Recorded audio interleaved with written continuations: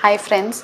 मुझे आप लोगों के साथ आज जिस टॉपिक पर बात करनी थी वो है कि हम बच्चे के इमोशंस को एक्नॉलेज करें, उसे स्वीकृति दें, उसे स्वीकार करें और उसे लेबल करें। अब इसका क्या मतलब होता है? ज़्यादातर ऐसे होता है ना, जब बच्चा बहुत दुखी है और अगर रो रहा है तो हम बोलते हैं रोना नहीं, शांत हो जाओ, चुप हो जाओ।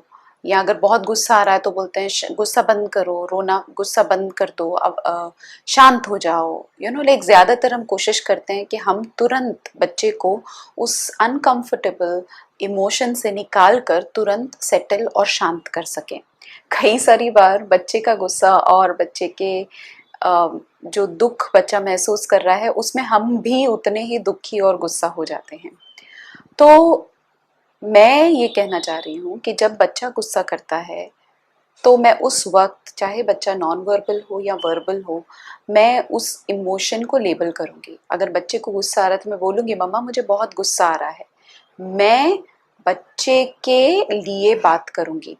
ये बात करते हुए मैं ये एक्सपेक्ट नहीं करूँ कि बच्चा मेरे लिए बात करके दे, बट जब मैं ये करती हूँ तो बच्चे को महसूस होता है और समझ आता है कि ये जो मेरे अंदर फीलिंग है, इस और ये जो मेरे बॉडी में मुझे महसूस हो रहा है इसे गुस्सा कहते हैं।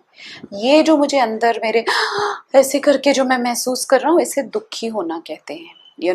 और दुखी होना और गुस्सा होना एक इमोशन है जिसे जब मैं पूरी तरीके से एक्सप्रेस कर दूंगा तो मैं वापस एक रेगुलेटेड स्टेट में आ जाऊंगा, एक शांत वाले व्हाट यू से स्थिति में पहुंच जाऊंगा, उस शांत अवस्था में पहुंच जाऊंगा। तो मैं ये कहना चाह रही हूँ कि हमारा एम एज अ पेरेंट, अगर मैं बच्चे को रोते हुए देखूं तो मैं कहूँगी मम्मा मुझे बहुत दुख महसूस हो रहा है। सपोज मैंने बच्चे को चॉकलेट चाहिए थी और चॉकलेट नहीं दिला के दी तो बच्चा गुस्सा कर रहा है। तो मैं ये नहीं बोलूँगी गुस्सा नहीं करते, ऐसे नहीं करते, उसके बजाय बोलूँगी मम्मा मुझे बहुत गुस्सा आ रहा है, मैंने आपसे चॉकलेट मांगी है, आपने मुझे चॉकलेट नहीं दी, मुझे बहुत गुस्सा आ रहा है, आपने मेरे साथ ऐसा क्यों किया।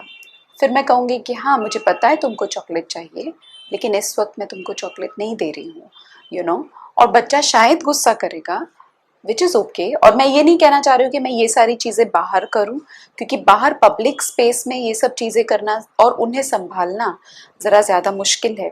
लेकिन घर पर जब मुझसे वो चॉकलेट की डिमांड कर रहा है तब मैं कह सकती हूँ, और बच्चा गुस्सा करके दिखा रहा है या हेड बैंग कर रहा है या ऐसे खुद को मार रहा है, तो मैं कहूँगी मुझे बहुत गुस्सा आ रहा है, मुझे आप क्यों नहीं दे रहे हो। तो उसे समझ में आएगा ओह इसे गुस्सा आना कहते हैं। और उस वक्त अगर मैं शांत रहूँ और उसे उस गुस्से वाले इमोशन से पूरी तरीके से डाइजेस्ट करने दूँ तो वो अपने आप से एक शांत स्टेट में अपने आप आ जाएगा। लेकिन अगर मैं कहूँ शांत हो जाओ, इट्स ओके, रिलैक्स, क्या कर रहे हो, कितनी देर से गुस्सा कर रहे हो, मैं खुद उसके गुस्से से परेशान हो रही हूँ, तो वो मदद नहीं करेगा यूजुअली, ना मुझे ना बच्चे को, उस इमोशन को प्रोसेस करने के लिए। हर एक इमोशन को डाइजेस्ट किया जाता है हमारे बॉडी में, और उसे डाइजेस्ट करने के लिए पहले उसे लेबल करना बहुत ज़रूरी है। किसी भी चीज़ के लिए, किसी भी इमोशन के लिए। जैसे एक बार मैंने किसी से बात की थी और उस बंदे ने मुझे कुछ तो बोल दिया जो मुझे बहुत बुरा लगा। तो अगर मुझे पता ही नहीं है कि मुझे क्या महसूस हो रहा है, बट मुझे कुछ तो अंदर महसूस हो रहा है, बट किसी ने कह दिया कि तुमको जो अंदर महसूस हो रहा है उसे बुरा लगना कहते हैं। तुमको बुरा लग रहा है क्योंकि तुमको ये चीज़ नहीं मिली, and it's okay, no problem. Like मुझे समझ आ रहा है कि मुझे किस बात से बुरा लग रहा है। फिर तो मुझे अपने इमोशनल अवेयरनेस जिसे कहते हैं, इमोशन को एक्नॉलेज करना कहते हैं, वो बहुत ज़्यादा ज़रूरी है। कई बार हम सिर्फ पॉजिटिव सोचना, पॉजिटिव करना, अच्छा बिहेवियर उस पे ही फोकस करते हैं, लेकिन नेगेटिव बिहेवियर या अनकंफर्टेबल इमोशन और फिर इमोशन, फिर अनकंफर्टेबल इमोशन, फिर पॉजिटिव इमोशन, फिर अनकंफर्टेबल, फिर कंफर्टेबल इमोशन, तो ये एक तरीके से ऐसे वेव होती है और हम सब उसमें से ऊपर नीचे गुजरते हैं। मुझे याद है अभी भी, आजकल भी इतना अवेयरनेस होने के बावजूद भी पूरे दिन भर में मुझे गुस्सा आ ही जाता है। मुझे किसी किसी बात पे बुरा भी लग जाता है, और फिर मैं अपने आप को कहती हूँ कि रीना तुझे बुरा लग रहा है इस बात के लिए क्योंकि तेरे साथ दूसरे बंदे ने ऐसे कहा या तुझे ये कहा या किया। तो ये तो बहुत डिटेल में हो गया, बट मैं जो कहना चाह रही हूँ वो ये है, जैसे एक एग्जाम्पल है, एक बच्चा अभी फटाकों से डर रहा था, कान बंद कर रहा था, तो मैं नहीं बोलूंगी कान से हाथ हटाओ, ये क्या कर रहे हो। बट उस वक्त इस पेरेंट ने कहा उस बच्चे को, मम्मा मुझे बहुत डर लग रहा है, पापा मेरी मदद करो, मुझे बहुत डर लग रहा है, मुझे नहीं पता ये पटाखे की आवाज़ मुझे बहुत परेशान कर रही है। तो उसके लिए हमने बात करके दी। एक लड़की थी, बहुत रो रही थी, बहुत चिढ़ रही थी, लिटा रहे थे, नहीं सुन रही थी, हम एक्टिविटी करा रहे थे उसके साथ में। तब और बहुत, जैसे मुझे चाहिए था कि ये लड़की लेट जाए, मैं उसके साथ कुछ एक्सरसाइज कर लूँ, और उसको नहीं करना था। तो मैंने कहा रीना आंटी मुझे नहीं पता, मुझे लेट के कंफर्टेबल नहीं लग रहा है, मुझे बिल्कुल मन नहीं हो रहा है लेटने का, आप मेरे साथ क्या कर रहे हो, मुझे बहुत डर लग रहा है, मुझे समझ ही नहीं आ रहा है कि आप लोग क्या कर रहे हो।